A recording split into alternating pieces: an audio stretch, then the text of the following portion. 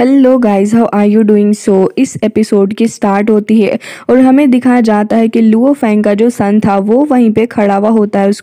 उसके फ़ोन पर कुछ मैसेजेस वगैरह आ रहे थे। वो अपने डैड की कुछ पुरानी तस्वीरों को देख रहा था जहाँ पर वो अपनी पूरी फैमिली के साथ था। ये सारी ही चीज़ें उसको काफ़ी उदास कर रही थी, लेकिन तभी वो अपने सामने किसी को देखता है जिसे देख के वो बहुत ही ज़्यादा खुश हो गया था। तुरंत ही भागता हुआ उसकी तरफ को बढ़ जाता है, जिसके बाद हमें देखने के लिए मिलता है कि असल में ये लुओ फेंग ही होता है, जो कि अब 30 साल बाद वापस आ चुका है। अपने फादर को देखने के बाद वो बहुत ही ज़्यादा इमोशनल हो जाता है और कह रहा था कि फादर, क्या आप फाइनली आ ही चुके हो। तभी लुओ फेंग कह रहा था कि हाँ बिल्कुल लुओ पिंग, मुझे ये बताओ कि आखिर तुम्हारी मदर कहाँ है। तभी वो उसे कह रहा होता है कि आप इस साइड चलो मेरे साथ। जिसके बाद वो ये भी कह रहा होता है कि अच्छा लुओ पिंग, मैंने तुम्हें एक मैसेज भेजा था, शायद से तुमने वो मैसेज नहीं देखा होगा। तभी लुओ पिंग अपनी मदर के बारे में बताने लग जाता है और कह रहा था कि मदर तो पूरा दिन बस काम ही करती रहती है और यहाँ पर वो अपनी कंपनी को और भी ज़्यादा अच्छे से आगे बढ़ाने की कोशिश कर रही हैं, जिसकी वजह से उन्हें ज़्यादा वक्त नहीं मिलता है। जिसके बाद दूसरी तरफ हमें दिखाया जाता है लोंगयू को, जो कि फ़िलहाल बैठी हुई होती है लुओ फेंग की वाइफ सुशिन के सामने और यहाँ पर कह रही होती है कि जिस तरीके से तुम हमसे बात करने की कोशिश कर रही हो, ये चीज़ें हमारे काम के साथ में बिल्कुल भी नहीं जाती। और जहाँ तक मुझे लगता है, अगर तुम हमारे साथ में काम करना चाहती हो तो फिर यहाँ पर तुम्हें हमारे टर्म्स को भी एक्सेप्ट कर लेना चाहिए। जिसके बाद वो बता रही होती है कि वर्चुअल कंपनी कोई नॉर्मल कंपनी नहीं है जिसके साथ में तुम्हें अलायंस बनाने के लिए यहाँ पर चीज़ें करनी होंगी, ये बहुत ही ज़्यादा रेयर है। तभी सुशिन उठ के खड़ी हो जाती है और अपनी पिंग हाई कंपनी के बारे में बताने लगी होती है और कह रही थी कि ये कोई कॉस्मिक कंपनी नहीं है, बल्कि यहाँ पर रियल तरीके से हम अपनी चेन्स को चला रहे हैं और ग्रेट ब्रेक थ्रू की चांसेस है। साथ ही यहाँ पर जो हमारी फाइनेंशियल इन्वेस्टमेंट रहेगी वो यहाँ पर बहुत ही ज़्यादा अच्छे से ग्रो कर रही है और रिजल्ट भी रिमार्क बल है। मुझे लगता है कि तुम्हें यहाँ पर इसके बारे में फिर से सोचना चाहिए। तभी पिंगहाई अपनी कॉफ़ी को ले रही थी और कह रही होती है कि अच्छा ये बात है। हालांकि तभी वो यहाँ पर सुशिन को ताना भी मारती है, क्योंकि वो वैसे ही लुओ फेंग को शुरुआत से पसंद नहीं करती और कह रही थी कि भले ही तुम्हारा हस्बैंड वर्चुअल यूनिवर्स कंपनी का एक कोर मेंबर ही क्यों ना हो, लेकिन कंपनी के रूल्स जो हैं वो तो ऐसे ही रहेंगे ना, तुम्हारे लिए हम उनको चेंज तो बिल्कुल भी नहीं कर सकते। सुशिन वहीं खड़ी हुई उसकी बात सुन रही थी और कह रही थी कि अगर तुम्हें हमारे साथ में टाई करना है तो फिर तुम्हें यहाँ पर चीज़ों को बिल्कुल शुरुआत से ही शुरू करना होगा, इसी के चलते हम आगे जा सकते हैं। जिसके बाद वो तुरंत ही वहाँ से गायब भी हो जाती है सुशिन। अब उसके जाने के बाद वहीं थक कर बैठ जाती है और उसको काफ़ी ज़्यादा सरदर्द भी। जिसके बाद वो लुओ फेंग को ही याद कर रही थी, तभी उसे वहाँ पर फ्रेम रखा हुआ नज़र आता है जहाँ पर लुओ फेंग होता है और उसके बाद वो उसी फ्रेम को देखने लगी होती है। जिसके बाद यहाँ पर लगा हुआ टाइमर ख़त्म हो जाता है और अब वो यहाँ पर स्काई को भी देख रही होती है। काफ़ी ज़्यादा परेशान नज़र आ रही थी इन सारी ही चीज़ों को लेकर। जिसके बाद वो लुओ फेंग को बहुत ज़्यादा मिस करती है और उसके बाद वो ऑलमोस्ट वो इमोशनल होने लगी थी। लुओ फेंग से कह रही होती है कि लुओ फेंग, आखिर तुम कहाँ हो। जिसके बाद लुओ फेंग उसके सामने तुरंत ही अपीयर हो जाता है और कह रहा था कि सुशिन देखो मैं आ गया हूँ। लेकिन उसको तो इस बात पर विश्वास नहीं होता कि यहाँ पर लुओ फेंग ही उसके सामने खड़ा हुआ है।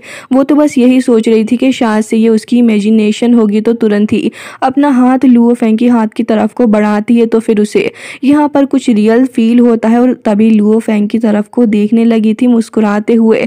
और उसके बाद लुओ फेंग से कहती है कि लुओ फेंग, क्या ये सच में तुम ही हो। जिसके बाद लुओ फेंग को तुरंत ही गले लगा लेती है और लुओ फेंग भी उसको इमोशनल होके गले लगाने लगा था। दोनों ही यहाँ पर काफ़ी ज़्यादा इमोशनल हो चुके होते हैं और अब वो कह रही थी कि पिछले 30 साल से तुम यहाँ से गायब हो लुओ फेंग, और लुओ फेंग भी उससे माफ़ी मांग रहा होता है। जिसके बाद ये दोनों ही कुछ वक्त साथ में स्पेंड करते हैं और लुओ फेंग कह रहा था कि वैसे मैं अपने काम से अक्सर यहाँ पर आ जाया करूँगा, तो अब तुम्हें इतना ज़्यादा काम करने की ज़रूरत नहीं है। तभी सुशिन उसको कह रही होती है कि ऐसा कुछ भी नहीं है लुओ फेंग, तुम इतनी ज़्यादा मेहनत कर रहे हो तो फिर मुझे भी लगता है कि मुझे भी थोड़ा बहुत तो कंट्रीब्यूट करना ही चाहिए, क्योंकि यहाँ पर तुम इतनी सारी चीज़ें संभाल रहे हो। तो मैं समझती हूँ कि अर्थ डिपार्टमेंट को तो मैं खुद ही हैंडल कर लूँ, जिससे कि तुम्हें ज़्यादा प्रॉब्लम्स नहीं आए।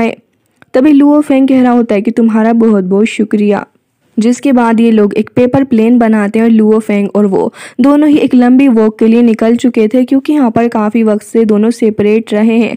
लुओ फेंग स्काई की तरफ को ही देख रहा होता है, तभी शुशिन कहती है कि तुम इस गैलेक्सी को देख रहे हो ना लुओ फेंग, मैं यहाँ पर तुम्हारी बेस्ट हेल्पर बनना चाहूँगी। और यहाँ पर वो उस पेपर शिप को भी उड़ा देती है, जिसके बाद से ही ये सीन यहाँ पर कट हो जाता है। लुओ फेंग एक बार फिर से कल्टीवेट करने के लिए बैठ चुका होता है और यहाँ पर हमें देखने के लिए मिलता है कि अब लुओ फेंग सोच रहा था एक नए आइडिया के बारे में। तभी बबाता उससे कहने लगी होती है कि यहाँ पर 3rd फ्लोर को पास करने के बाद जो रेगुलेशन होती है उसके हिसाब से तो मुझे लग रहा है कि अब तुम यहाँ पर उस मास्टर से मिलने के लिए जा सकते हो, वो तुम्हें काफ़ी कुछ नई टेक्निक्स वगैरह सिखाएंगे। लेकिन लुओ फेंग, मुझे तो अभी तक समझ नहीं आ रहा है कि क्या तुमने इतना टफ डिसीजन ले लिया है, क्या तुम सच में ट्रू यान एम्पायर के डिसाइबल बनने के लिए जा रहे हो। मुझे तो अभी तक विश्वास नहीं हो रहा है, क्योंकि ये चीज़ बहुत ही ज़्यादा खतरनाक तुम्हारे लिए हो सकती है। लेकिन तभी वो ये भी कहती है कि वैसे उन्होंने तुमको एक ईमेल भी भेजा है, मुझे लग रहा है कि अपॉर्चुनिटी अच्छी भी हो सकती है। लुओ फेंग कह रहा होता है कि हाँ, और इसके अंदर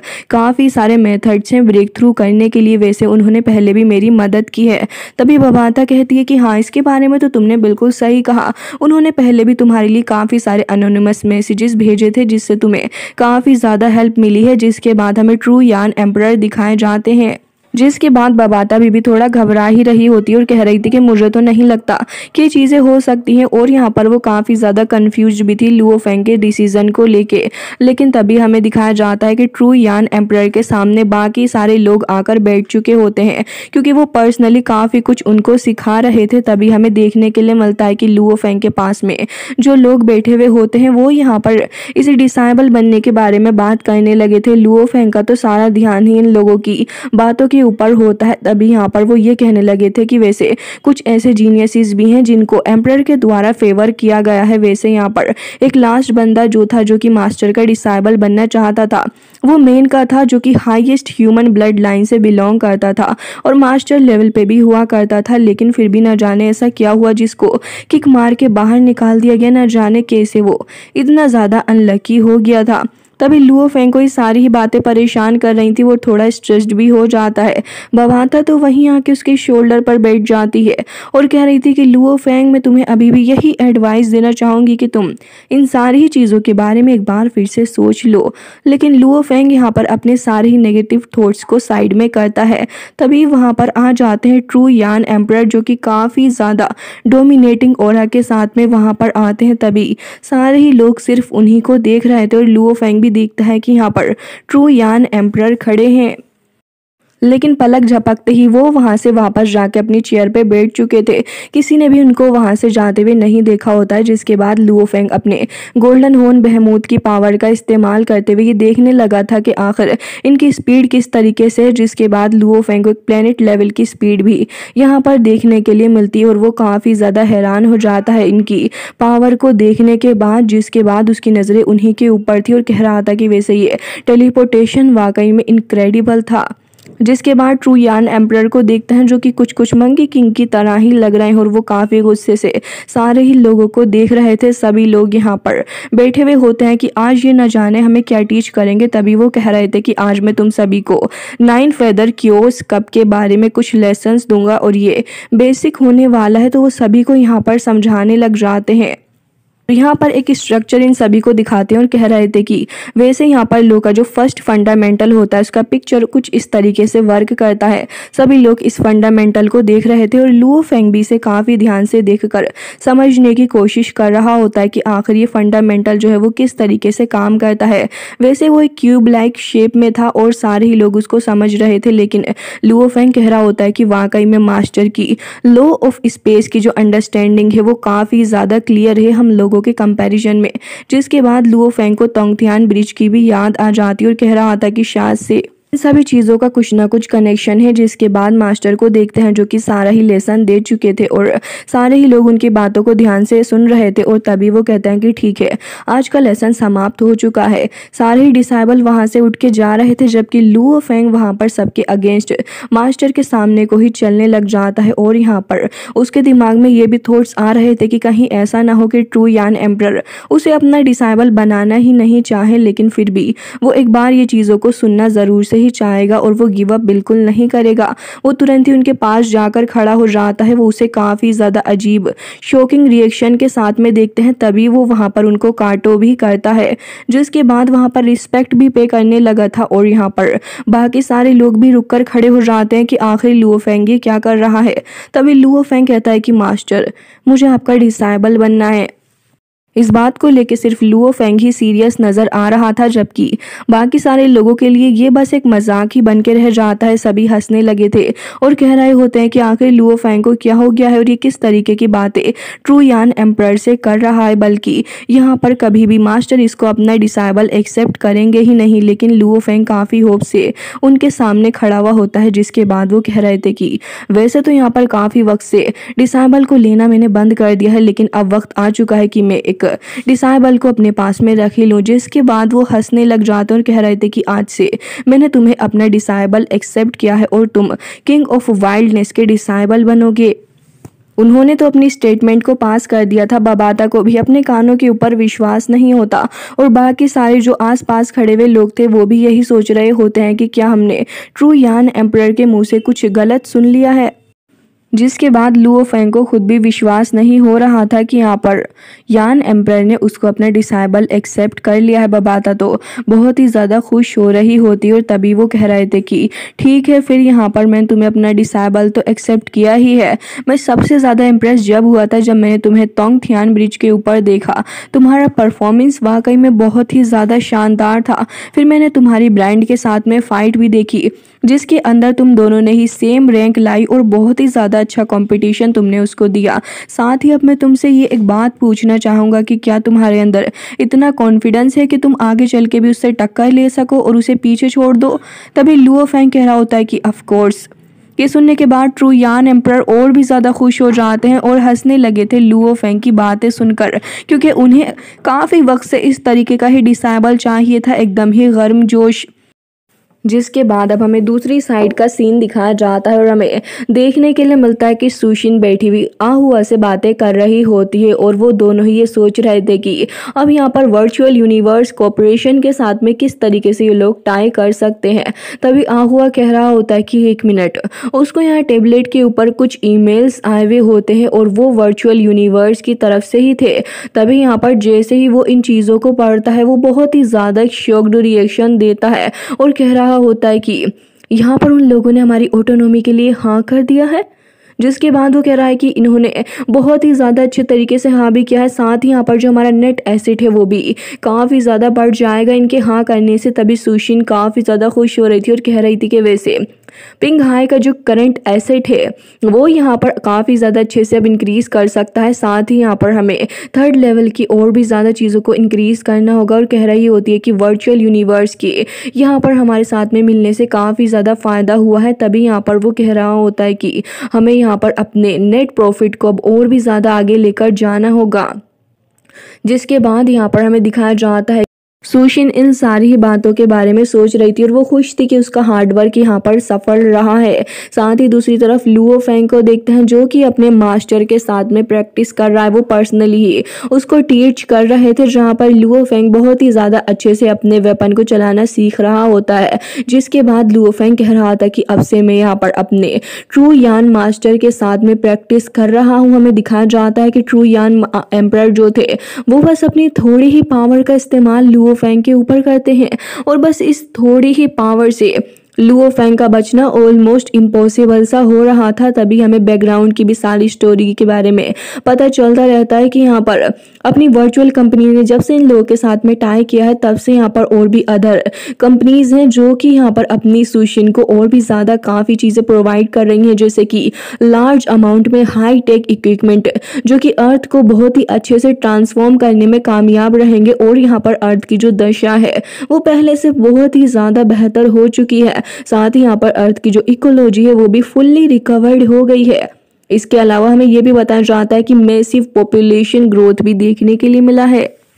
जिसके बाद हमें अर्थ दिखाया जाता है जिसका डिस्ट्रक्शन पहले से काफ़ी ज़्यादा ठीक हो गया और अब सब कुछ ऑलमोस्ट न्यू बिगिनिंग की तरह ही नज़र आ रहा है। दूसरी तरफ जर्ग नेक्स्ट को भी दिखाया जाता है जहाँ पर डेंजर जो है वो अभी भी ऐसे ही है, क्योंकि यहाँ पर इस जर्ग नेस्ट के बारे में किसी को भी अंदाज़ा नहीं है। साथ ही इसके 100 किलोमीटर्स के एरिया को पहले ही काफ़ी ज़्यादा रिस्ट्रिक्टेड एरिया के साथ में बंद कर दिया गया है, जिसके आसपास किसी को भटकने की भी इजाज़त नहीं है उन मेन लोगों की अलावा जो कि इसको मैनेज कर रहे हैं। इसके अलावा यहाँ पर कुछ और लोग भी हैं जो कि आसपास की चीज़ों को मॉनिटर कर रहे हैं और चीज़ें बहुत ही ज़्यादा बेहतर चल रही हैं। हमें ये भी दिखाया जाता है कि लुओ फेंग के वो साथी जो कि मार्स की तरफ गए थे काफ़ी वक्त पहले, उन्होंने मार्स को बहुत ही ज़्यादा अच्छे से स्टडी कर लिया है। हद तो ये है कि यहाँ पर मैग्नेटिक फील्ड को भी जनरेट किया जा रहा है। यहाँ पर एक ऐसा इन्वायरमेंट क्रिएट करा जा रहा है जो कि ह्यूमंस के लिए सर्वाइवल के लिए बहुत ही ज़्यादा बेहतर रहे।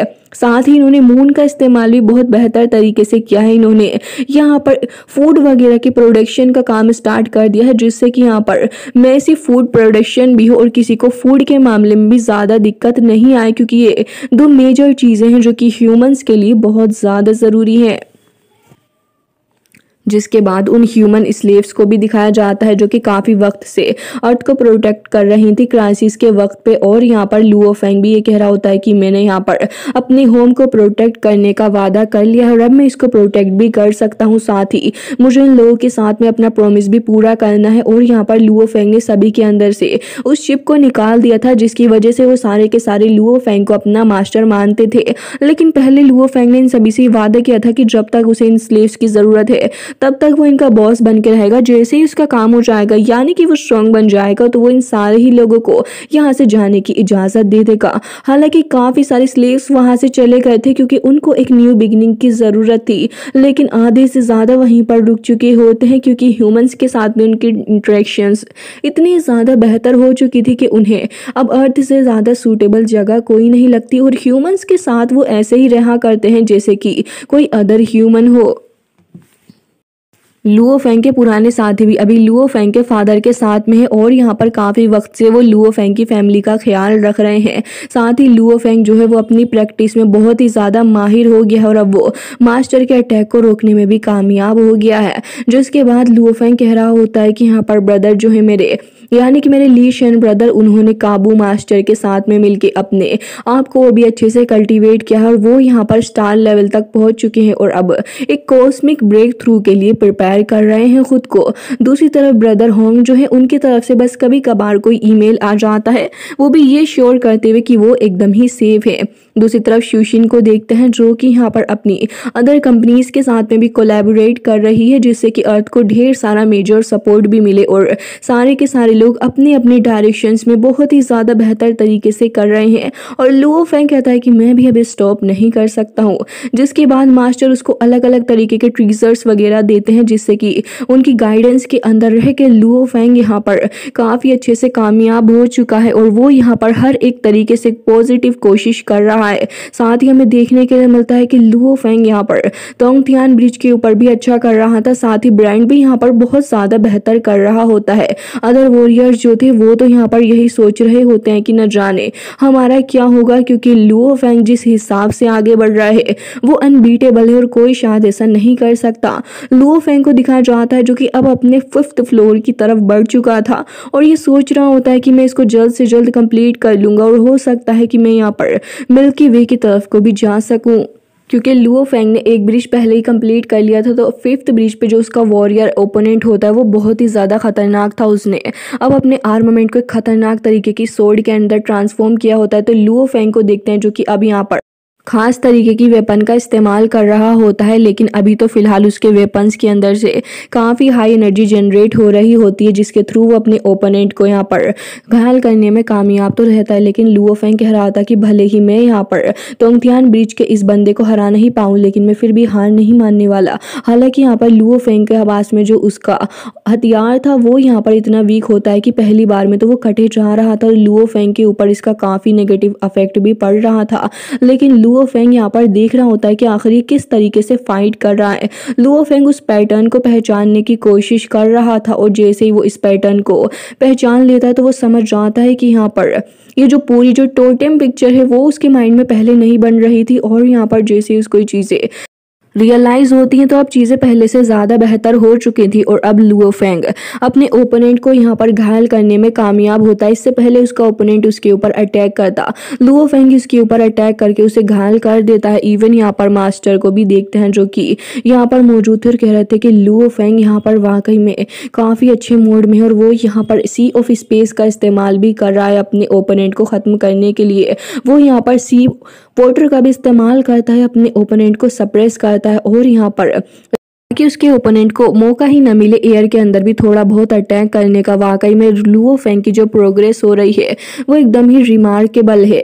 जिसके बाद हमें दिखाया जाता है कि लुओ फेंग स्क्रीन पर शो हो जाता है। सारे के सारे लोग वहीं पर रुकर खड़े हो चुके थे क्योंकि उन्हें अपनी आंखों के ऊपर विश्वास नहीं होता और वो देखते हैं कि लुओ फेंग ने शायद 5th ब्रिज को भी पास कर लिया है। जिसके बाद यहाँ पर हमें देखने के लिए मिलता है कि लुओ फेंग के कुछ ओपोनेंट इस बात से खुश होते हैं कि लुओ फेंग अच्छी प्रोग्रेस कर रहा है, जबकि कुछ को इस बात से काफ़ी गुस्सा आता है। स्पेशली इस बार लोंगियन को देखते हैं जो कि ये कह रहा होता है कि भले ही मैं कितनी ही कोशिश क्यों ना कर लूँ लेकिन ये लुओ फेंग हमेशा ही मुझसे आगे निकल जाता है। मुझे समझ नहीं आता कि आखिर क्यों उसकी और मेरे बीच का ये जो गैप है वो लगातार क्यों बढ़ता जा रहा है।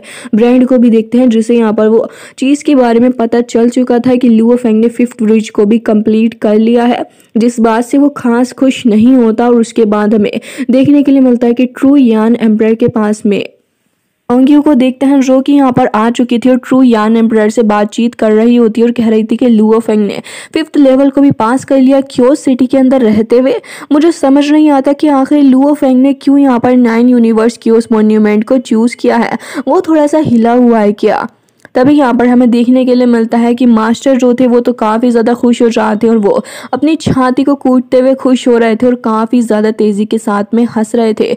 लेकिन यहाँ पर लोंगियो तो गायब हो जाती है, वहाँ से मास्टर हंस रहे होते हैं और दूसरी तरफ लुओ फेंग जो था वो कह रहा होता है कि मुझे इस सफ़र में अभी भी आगे बढ़ना है। तभी बबाता वहाँ जाती है, उसको हिट करती है और यहाँ पर इन लोगों की हंसी मजाक ऐसे ही चलती रहती है। इसके बाद लुओ फेंग अब अपने नेक्स्ट टारगेट यानी कि ब्रांड के बारे में बात करने लग जाता और कह रहा था कि उसको भी मैं जल्द ही हराऊंगा, जिसके बाद वो स्माइल करने लगा था। हालांकि गाइस इसी के साथ आज का ये एपिसोड हो जाता है एंड आई होप कि आपको पसंद आया होगा। मिलता है नेक्स्ट वीडियो में, तब तक के लिए bye bye, take care of yourself.